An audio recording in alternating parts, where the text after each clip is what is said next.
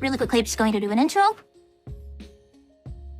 Hello YouTube! This is the episode where we're talking about one tip for every single rank to slowly get better at Shogi, and if you follow one of these tips for each and every rank, you're gonna learn definitely something. Are all of these tips just one thing that will instantly get you up to the next rank? If you're 10Q, are 10Q tips instantly gonna make you 9Q? No, but learning a little bit of everything is absolutely gonna be helpful, and learning all of these different tips and tricks will help you. Maybe the 9Q tips will help you more than the 10Q tips, even if you're officially a 10Q. Maybe that means you're slightly ahead. How I sorted these out isn't exactly scientific. There's a lot of guesswork here, but it's gonna be helpful tips no matter who you are, hopefully. Some of them obviously are more catered to beginners, and some of them more catered to very, very strong players. The tips go all the way up to tips for 1-dan players. Moving into our first thing here. If you are 10Q, you need to know this shit. And what I'm gonna say for 10Q players trying to get out of 10Q, learn basic checkmates. Seriously. Go do a bunch of 1-tay and 3-tay sume. Learn all of these shapes. I know everyone in my chat right now is looking at this like, oh my gosh, we know the move instantly. This is so obvious. But the thing is, for a 10Q player, if you know this checkmate, you're already learning a lot, because here you go, you're winning the game. Being able to actually end a winning game is such an important skill that I'm saying our 10Q tip is just learning basic sume. And when we saw that here, now we look at this position, and here's the first time I'm gonna say that if you're watching this on YouTube, maybe go ahead and pause and see if you can find the best move here. I think everyone in my chat knows that we sacrificed the bishop for the gold. And now we have 2 golds and the same checkmate as before. Okay. And then another fun checkmate to know. This is sometimes called the Mino mate, the Mino checkmate, because this shape is called Mino, or half Mino in this case. And here we have a way of checkmating this king in Mino. There are a lot of variants of this that you'll see, and there have been a lot of games in the Q levels that are won just by somebody remembering that this shape exists. What's going on here? There's a tactic called a pin on this pawn, and that means that this square is weak, and we have a knight in hand. That's a check. Where is this king gonna go? If he goes here, there's a gold in here, and if he goes here, there's also a gold right there, because he can't run this way with the knight here. Okay. So, if you are 10Q and you are trying really hard to get better, learn those basic checkmates. Go and do an hour of 3-tay sume a day. It will make you that much better at Shogi. And that doesn't just go for 10Q, actually. I mean, whatever level you are, if you go and do an hour of sume a day, you're gonna get better. Where is the best place to practice sume shogi? Not Lee Shogi. This stream is on Lee Shogi, but Lee Shogi is not the place to do sume. You should be doing sume at, my mod already posted it, playshogi.com. Yeah. In fact, there's a couple beginner collections there, and that's where you should go. Play Shogi is absolutely what you should be doing.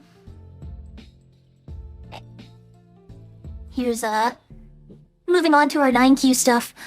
For 9Q, I said that you should learn a single basic attacking shape. If you're 9Q, you're trying to get to 8Q, learn a simple attack. And what I mean by a simple attack, here I'm just showing bogeying, climbing over. Of course, in this example, the opponent does something absolutely silly, and our opponent shouldn't be doing something silly. In a real game, they're gonna put on a lot more pressure than this. This is just an example. So, assuming our opponent, sits there and wastes so much of moves moving the rook and back and forth, obviously we're gonna get a very nice attack off. That's not really going to happen, but as much as I show a silly example of a rook just moving back and forth over and over again, there are plenty of beginner games where players just throw moves out the window. They move a piece back and forth, or they move a gold up and then right rather than just moving it diagonally. You're going to get free moves against a lot of beginners. That's not actually as unrealistic as it looks. The rook moving back and forth is goofy, but it's more realistic than it appears. Of course, that exact thing won't happen. And now, our idea of this attack was to bring another attacker all the way up here, so that we're supporting an attack on this important square with all of our pieces. and we want to use all of our pieces together. If you can consistently do this, like using multiple pieces by just using Climbing Silver, Cydrexia in chat has had plenty of games where they win with Climbing Silver just because their opponent refused to defend it. This happens at beginner levels. This attack will win you the game. And we just go ahead and push this die, and then they go here, and we go ahead and take. Obviously, if they don't take, we're gonna grab this bishop and be in a great position. If they do take, well, now we have a dragon. We're pretty happy with that. Got me. Next step. What happens if they do try and defend it? Of course, if we're looking at Bogeen more realistically, Bogeen is Climbing Silver. Let's say they castle super hard, and now all of a sudden they panic and try and defend. We need to know this one little Tesuji tactic here. What should be played in this position? If you're watching this on YouTube, maybe go ahead and pause if you don't know this already, because this is a super, super important thing to know, especially if you're going to be playing with this kind of Bogeen attack. And by the way, this kind of tactic here is one that you're going to see, even if you're not using static rook Bogeen. You can sometimes see this even in, like, some really weird lines. I had a double swinging rook game recently where a very, very similar thing happened. Just because one idea is popular in one kind of situation doesn't mean that you're gonna always have that idea in that exact same situation. Different things happen, and sometimes we have different ideas. And we can use the same ideas. Is it still pawn push? Yeah, Lays, that's actually completely correct. Pawn push. Beautiful move. I should actually have marked that here. Boom! Brilliant move. Now, in this case, if the opponent captures our silver, we just promote our bond. And a token is worth more than this silver. But not just worth more than the silver. This token is attacking right near the enemy king, whereas the silver is going to be pretty hard to use. In fact, looking at this, they're probably going to have to use the silver like this. And hey, look, now they're playing Bogeen too. But we're like way faster, so that's happy. Good. So, our idea for getting out of 9Q, learn a simple attacking shape and attack. Attacking people puts pressure on them, and people make mistakes when they're under pressure. And if you learn how to attack consistently, you're gonna get better at Shogi really fast. Attacking is one of the most important things you can do in Shogi. And now, for 8Q, I talk about something different. I talk about castling. Because what's going on in 9Q games is we're just, for our 9Q tip, is saying attack, attack, attack, but now we need to learn, okay, our opponent isn't always just going to let us break through, what should we do? Now, I'm suggesting to learn 3 different castles. I'm not even going into difficult castles here. I'm saying you need to learn just these 3 super simple castles for 8Q. You don't need to learn, like, Anuguma or any of these castles that take 20 moves to make, because I'm going to tell you to make a castle that takes 5 moves to make. For static rook against swinging rook here, I'm saying go ahead and just make both. This is it. This is your whole castle right here. Silver, gold, gold, and the king comes over here. The reason we make this castle in a bit harder terms is that it is a side-facing castle. It protects the king from the side, and it's super fast. It's not hard to make, so you should be able to make this every game because you need to make 1, 2, 3 moves. Move your king twice and move your gold once. There you go. That's a castle. You use this if your opponent is playing swinging rook. Okay.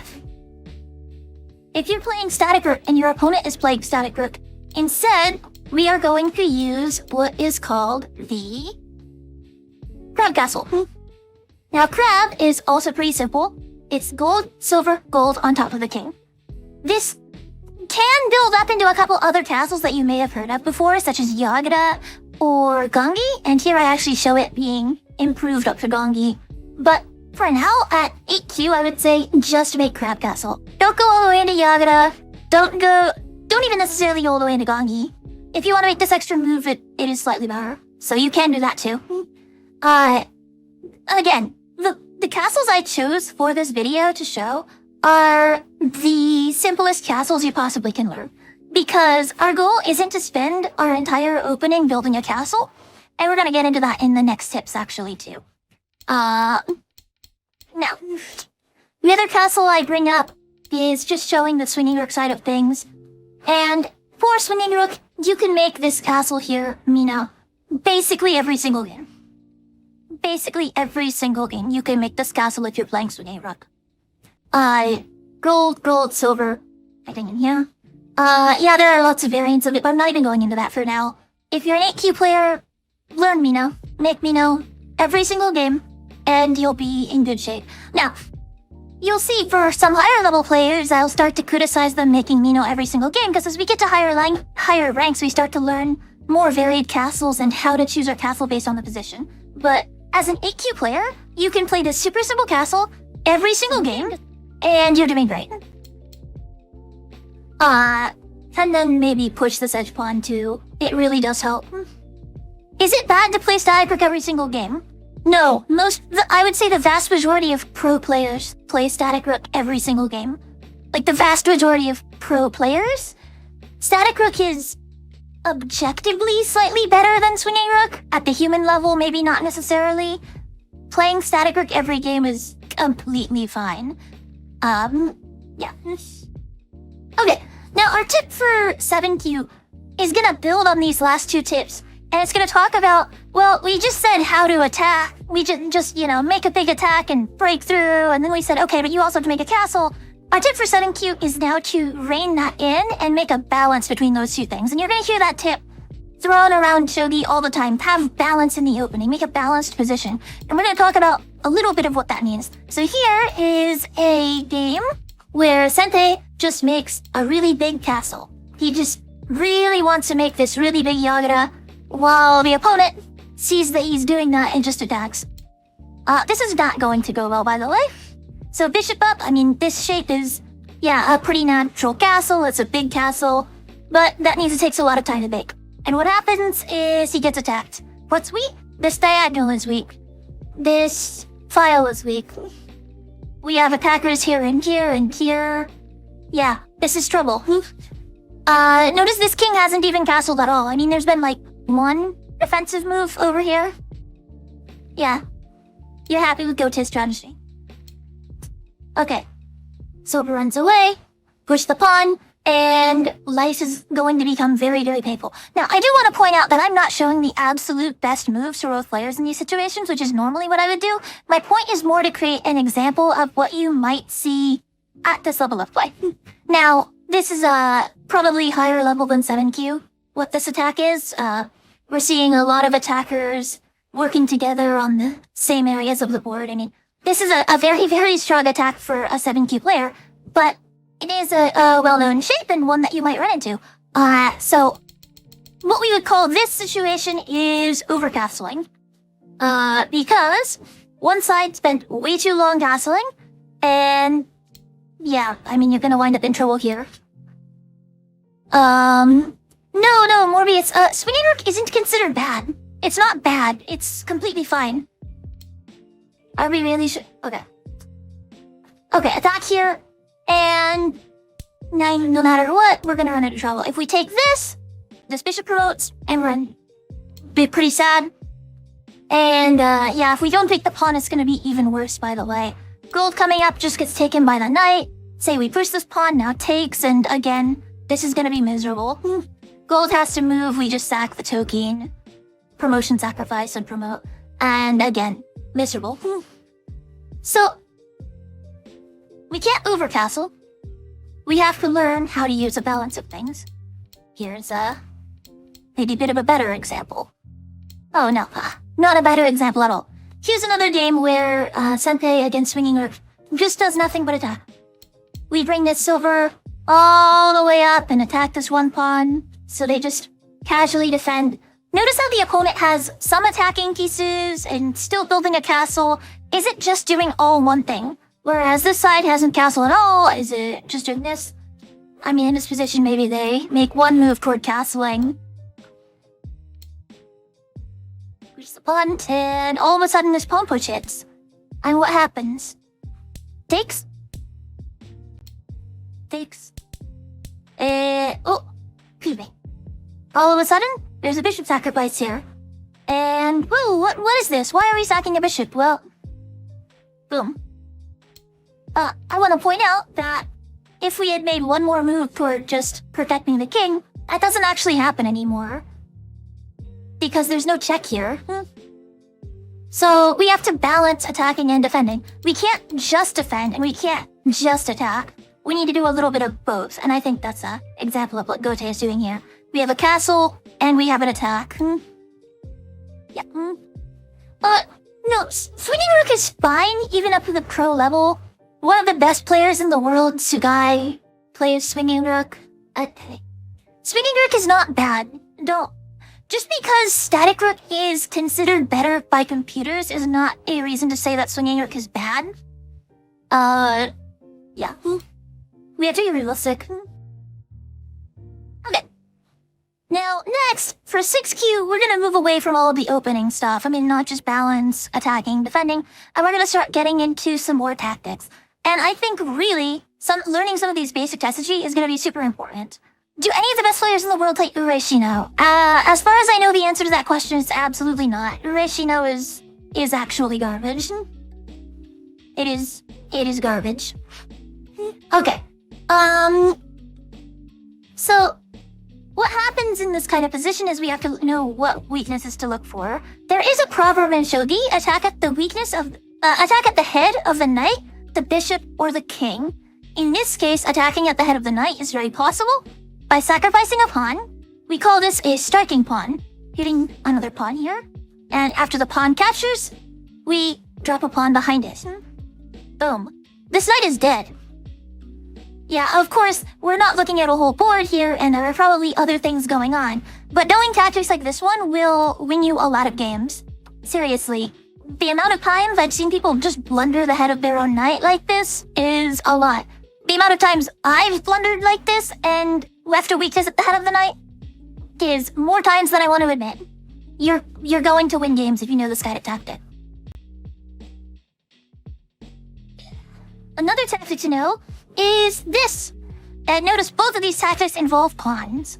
Knowing pawn tactics and pawn strategy will get you a lot of value that you wouldn't have gotten otherwise, and you'll find a lot of very cool ideas. So we have one pawn in hand. Kind of hard to see behind my model, but we do have it.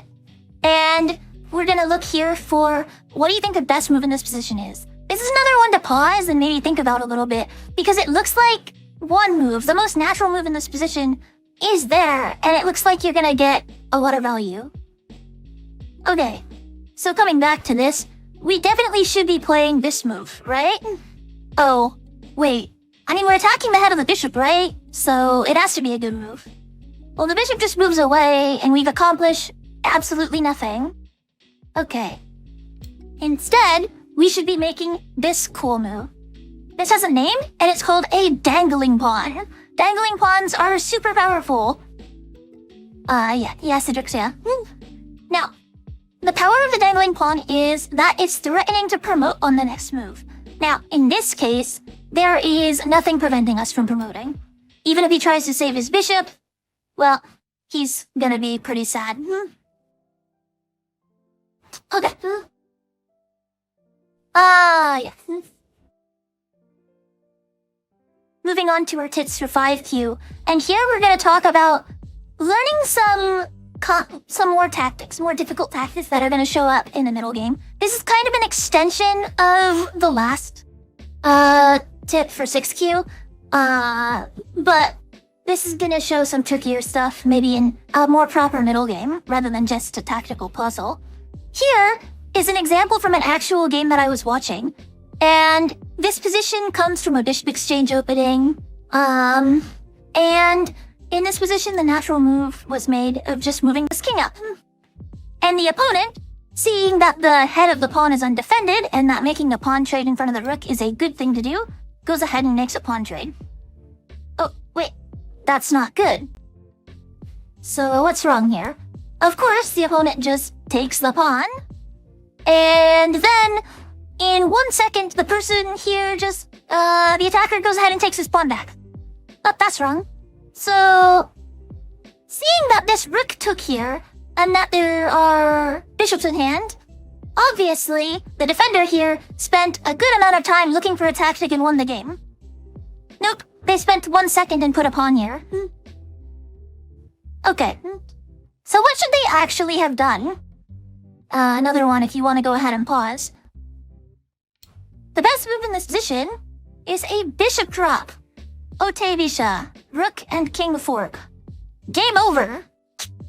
So don't go making automatic moves.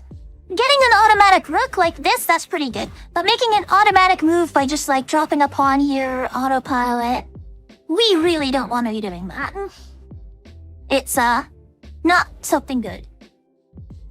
Not good at all. Okay. Another fun question for you after this move. Is it okay for the rook to go ahead and take this pawn? Well, the real answer is no.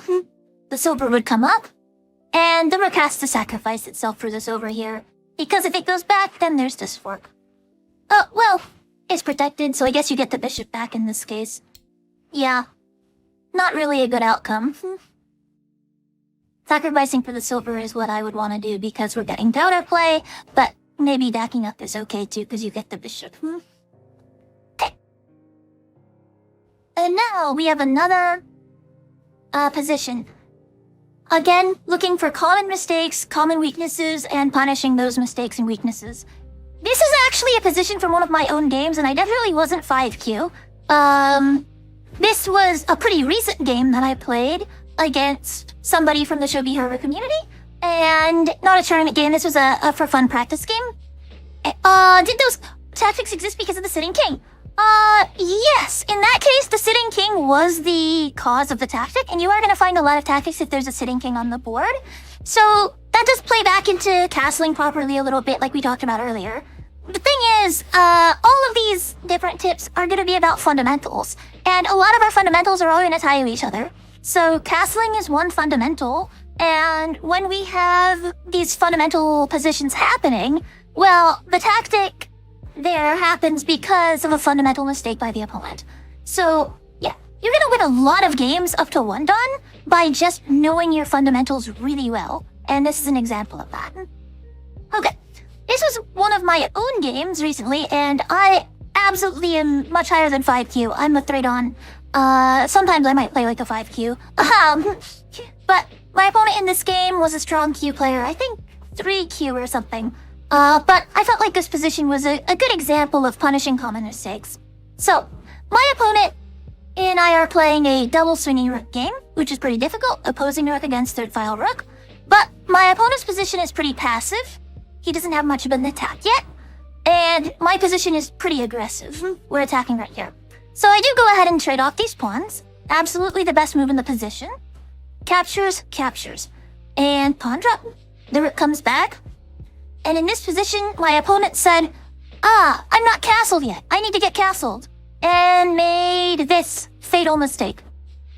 So, obviously there were much better moves for my opponent.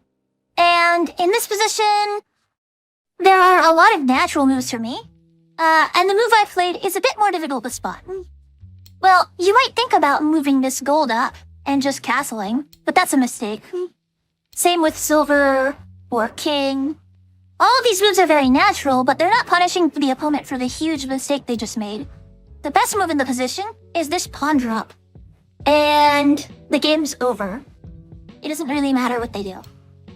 The knight is gonna die.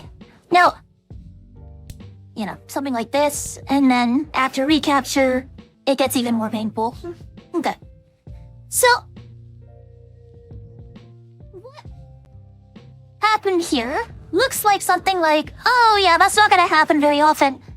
I've won games like this a lot of times before, and I would say that I could count more games where my opponent has blundered a pawn drop like this than I have fingers on both my hands, and not by a lot. I've probably seen this happen close to 100 times. You're gonna run into this mistake a lot. And punishing this mistake is how you get an advantage. Okay. So, my chat is saying that the only reason the game is over is because I'm 3-dan. Sure. I'm going to close this game out more consistently than a 5Q in the same position is going to. That's just the reality of being more experienced. But having an advantage and being able to capitalize on your opponent's mistakes to get that advantage is one of the things that you need to learn how to do if you want to get, positions where you're looking to close out the game rather than, playing from equality or playing from behind. You're going to have a lot easier time winning games where you're ahead. Okay. So, point 2, this kind of move, very, very powerful, and you run into this a lot. What should my opponent have done? Well, there were 2 moves. Gold 7-1 preventing the pawn drop is actually a bit dubious. It's not terrible, and it does defend. But the much better move would be pawn to 7-4. Kind of tricky. And here. Yes, I get a dragon. Okay. Maybe we don't love this as well. So, even my own note here is a bit silly. I think calling this dubious is a bit mean. Maybe this is the better move and pawn 7-4 is the dubious move. Because of that promotion sacrifice. So, yeah. Now, were there other problems in the position that led to this mistake happening? Yes, every mistake has a cause beyond just a lapse in memory. The real biggest problem in the position goes all the way back to here. And something I should talk about is, we talked about balance earlier. This position is a bit struggling because, well, he can't attack much of anything. But maybe the best he can do is just try and trade the bishops. Yes, okay. This is going to be about not making the wrong castle. As we get to 4Q, making the right decision with our castles is going to be more important. Now, I'm not going to go in detail about every single castle you should be playing. I already talked about specific castles earlier. And by the time you're 4Q, you know all of these things anyway. You know Oniguma, Yagura, Twin Golds, all of these different options and when you should be playing them. So, for 4Q more so, the tip is not to play the wrong castle. Here is an example where the opponent starts overcastling, and oh wait, this isn't swinging up. So, if we recognize this shape from earlier, the boat castle is one we're using against swinging Europe, and all of a sudden, this is static rook and we're in a lot of trouble. Okay, this is not a position we want to be in anymore, because what's happening here is this is a castle that's meant to defend from the side, and we're getting attacked from the head. And we're also running into the same problem of over-castling that we talked about before. Okay. Don't like this position? Obviously this side is better.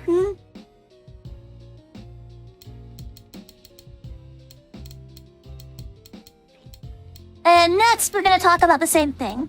Here's an example of one side choosing the wrong castle again. We talked about this earlier, it's moving toward being Yagura. And yes, I see people in the 4Q range doing this all the time, where they play Yagura against swinging rook, and then they get in a lot of trouble. Why? Because as soon as any major piece trade happens, or any kind of sabaki happens, now all of a sudden, this king has nowhere to go, because he's being attacked from the side and defending from the head. What castle should have been played? Not Yagura. By the way, there is a way that you can play Yagura against swinging rook, but that is incredibly difficult, requires knowing kingside vanguard pawn, and is something I would not recommend anyone below 1 dan ever try to do. It is not an easy kind of shogi. It is not, honestly, the most instructive kind of shogi if you just want to work on fundamentals. It's something that I play a lot because I genuinely enjoy it. Kingside Vanguard pawn, maybe we can talk about that in the future, but if you're at the 4Q level, I really recommend playing something else. 3Q. Okay, this is getting into making the right decision, especially in the endgame. Now, take a moment and think about this position and find the absolute best move. It is your turn, and I'm going to point out that your opponent is threatening to checkmate you in one move. What should you do here? Let me remind you, there is a gold in hand. What should you do here? Now, this position obviously looks a bit easy. Like, okay, checkmate in 1. We should be doing that 100% of the time. And this position is definitely oversimplified for what I'm talking about. But my whole point here is that I see a lot of players, even up to the 1 dan level beyond 3Q, where they have a position that is basically this, and they decide to play a move that is basically this. If you want to know what's wrong with this move, gold drop takes and knight not promote is checkmate. Okay. What I'm trying to highlight here is that I watch a lot of endgames. I watch a lot of endgames in Q level, even up to 1 dawn level, where players are getting attacked and then just sit there and defend and defend and defend and defend instead of, instead of just checkmating the opponent. And if I want to be completely honest, I've been guilty of this before as well, even in my own dawn level games. It happens, but that's because endgames are going to be much more complicated than this position. I'm more so showing here to highlight, for the 3Q level, one of the main things to work on is going to be your endgame and understanding what to do. Now, this is a position from one of my World Shogi League games this year against a very strong dawn level player. The opponent has Anaguma, which is, if it weren't already damaged, a much, much stronger castle than whatever this is. And if my attack slows down here, I'm going to be in a lot of trouble because of the difference in castles. That said, I had a way to win this position immediately. Let me point out that I am being attacked here. So what is the best move in this position? If you would like to go ahead and pause and try and find the best move, that's something to go ahead and do.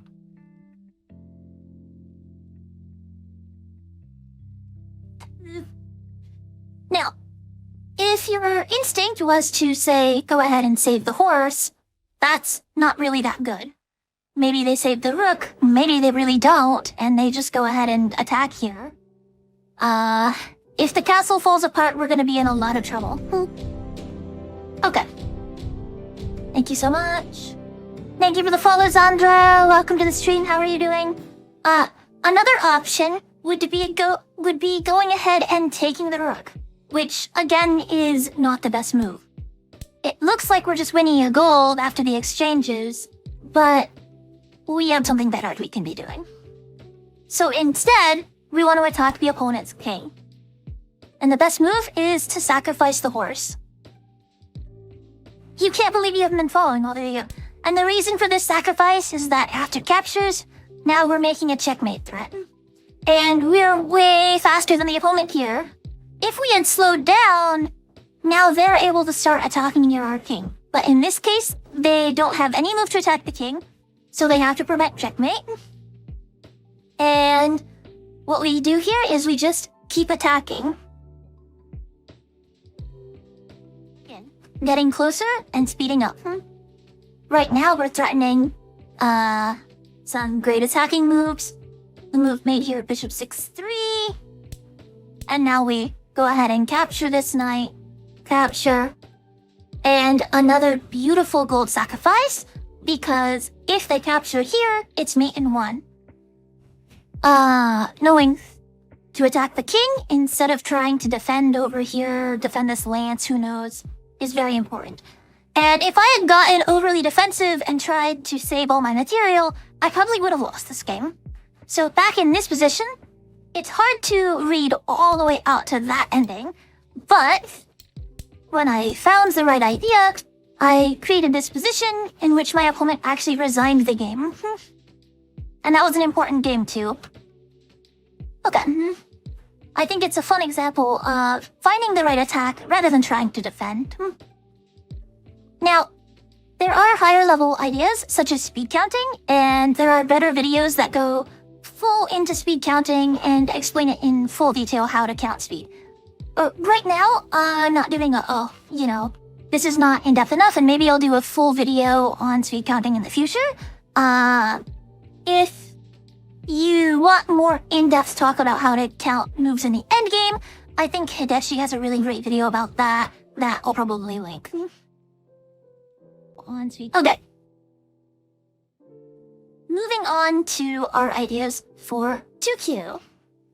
Now, by the time you're 2Q, you're gonna know a bit of opening ideas, and you're probably going to, hopefully, specialize in one opening rather than trying to memorize a million different things.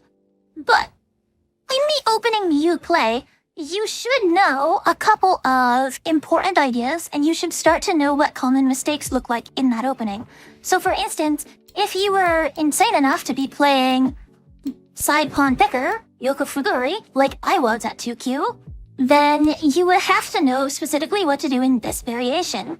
Now, this pawn drop is dubious, but it's extremely hard to prove. Now, after captures, bishop exchange, you should always know what to do after this difficult bishop drop, because if you don't, you're already losing the game. Now, the point here to highlight isn't this difficult theory, but that you do have to know specific moves, like this brilliant bishop drop here. If you're gonna play an opening, especially one to specialize in, you should be knowing what important points you should be meeting. Now.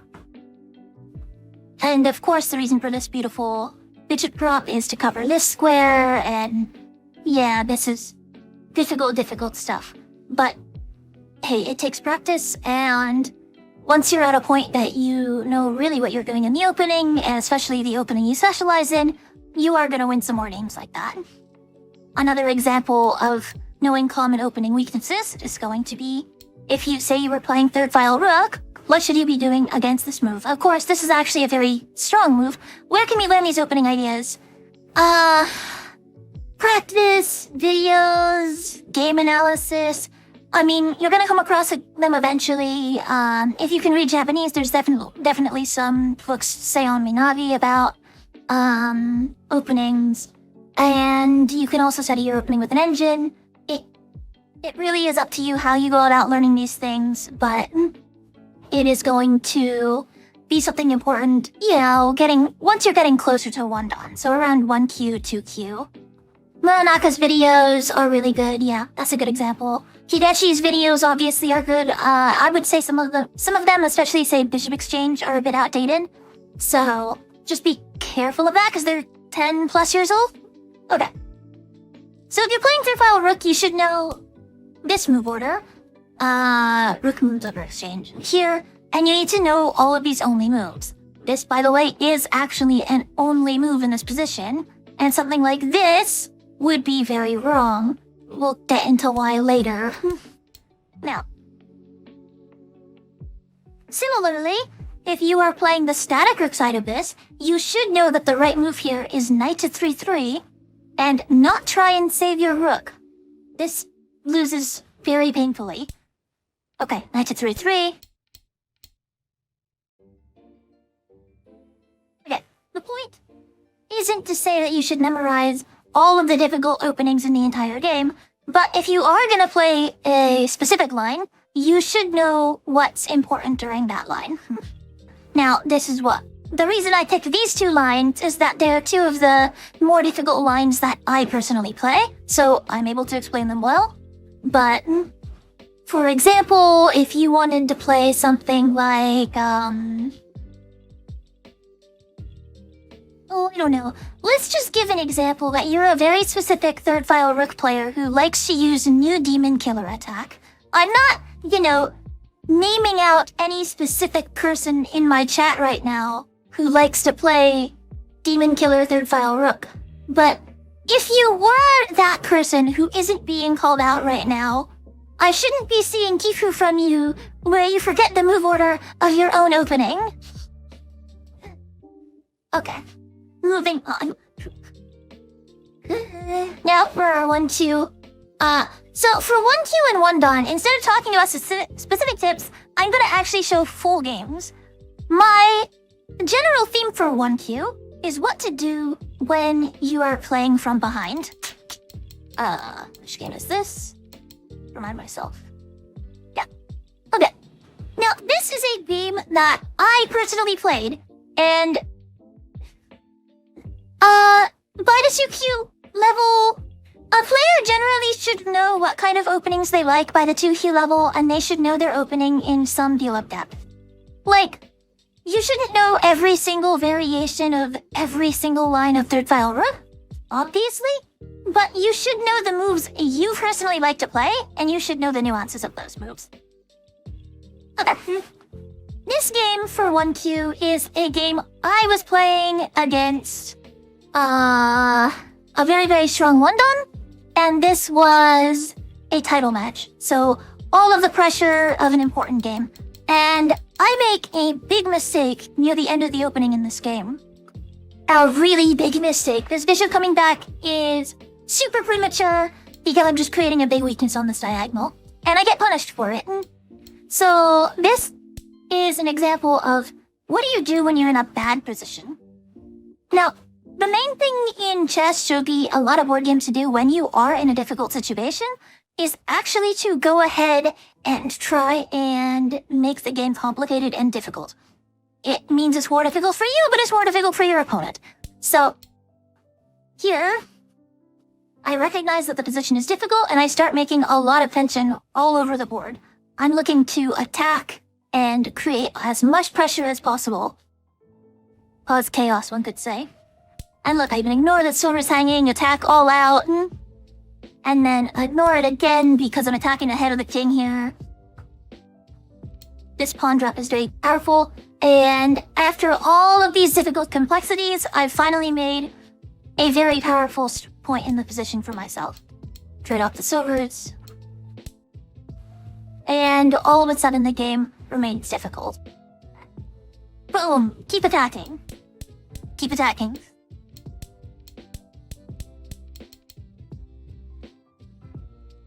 So, playing from behind is very, very difficult, but we're gonna wanna start by making as much pressure as possible because an opponent under pressure is an opponent that is going to give you chances. That's just the truth. It doesn't matter if your opponent is 10Q or a pro player, people are more likely to make mistakes when they're under pressure. If you're in a tough situation where you really need to get out of a bad game, making pressure is one way to make that game difficult for your opponent. Is it always going to work? No. But knowing how to make pressure is going to be pretty important. Now, a good way to practice playing from behind is actually to practice by playing handicap games. This is actually my opponent here. This is a handicap game I played with a rook down. And in this game, I play super aggressive and I'm always trying to make pressure all around the board the whole time. And even here, I mean, oh yeah, look, head of the knight. Yeah, I have a weakness at the head of my knight, but so do they. We're just making more and more pressure and fighting constantly to get the position as difficult as possible. We finally get a token for the horse, but our token is stronger because this horse is doing all of nothing, and our token is about to attack the rook and the king. Okay. And hey look, we're like nearly getting checkmated here, but we're able to survive, so we barely do. Does cost a horse sacrifice, but whatever.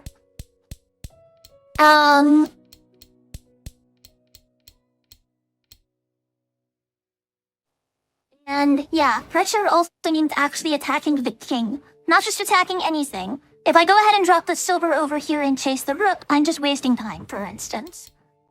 Making the right pressure is important too, and attacking near the king is one of the themes of both games, not just attacking in general.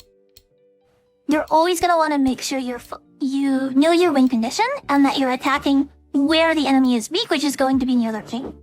If you're attacking the king, that's something they can't ignore. If you're attacking off in distance, that is something they absolutely can ignore. And take for example, this game is one where I won with a rook handicap. Now, I know there's going to be somebody who wants to comment and say, oh, but my opponent doesn't make the kind of mistakes that would allow them to not hold this position. And you're wrong. I'm gonna tell you absolutely that you are wrong about that. Because your opponent does make mistakes. They are whatever rank they are for a reason, and that's probably because they make a lot of mistakes. If you want to know what rank my opponent who lost this game pretty brutally was, they were a 4-dan. That's... Even 4-dans make insane mistakes sometimes. You can come back from difficult positions, I don't care who your opponent is, just by being proactive. Shogi is a game of being proactive. Okay. Now, the last thing to talk about is our tips for 1-dan players, and this is going to be more about having a plan and knowing how to go about attacking. Of course, we've talked about making an attacking shape, and we've talked about how to how to make balance and all of these things, I'm going to show a World Shogi League game I played back in December 2021. And this is a game that was all won by the plan. Now, I admit, I had the advantage of spending a whole month preparing against my opponent and knowing that they didn't really like bishop exchange. So trading the bishops on the second move of the game was something involved in that, and my plan was involving a very difficult opening known as King's Head Vanguard Pawn. Now, this is bishop exchange third file rook, and I'm attacking with everything I have toward the head of the king. Attack. That was the plan. Bring everything in and attack. Okay. So they attack in silver, I save the silver, and they promote the bishop. And in this position I had to analyze a lot, but my main idea was that this horse is actually doing all of absolutely nothing, and all of my pieces are looking right here. Which means that I'm going to be attacking their king, while they spend I don't know how many moves trying to make their horse a relevant piece again.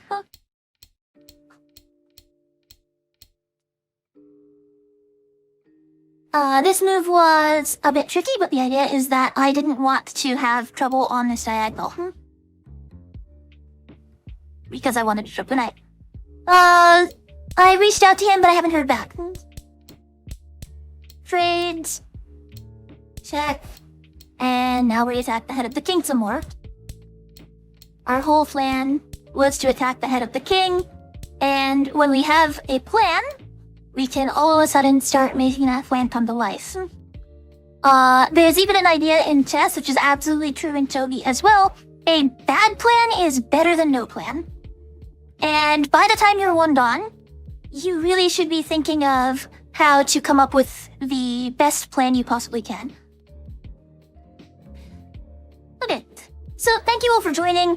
Obviously this was not the most in-depth video. It's more like these very, very broad and general tips, and, you know, some of them are going to be useful no matter what rank you are. Some of them are a bit more difficult. I know for a fact that some of the opening stuff was a bit arcane, because openings are always arcane, and those specific opening variations are not going to be useful if you don't play those specific openings.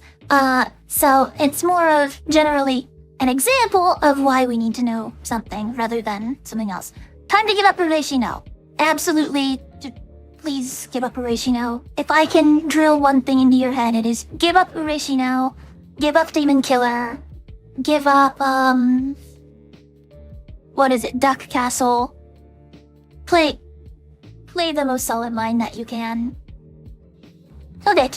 Yeah. So thank you all for joining. I hope this has been helpful. It was definitely fun to put together.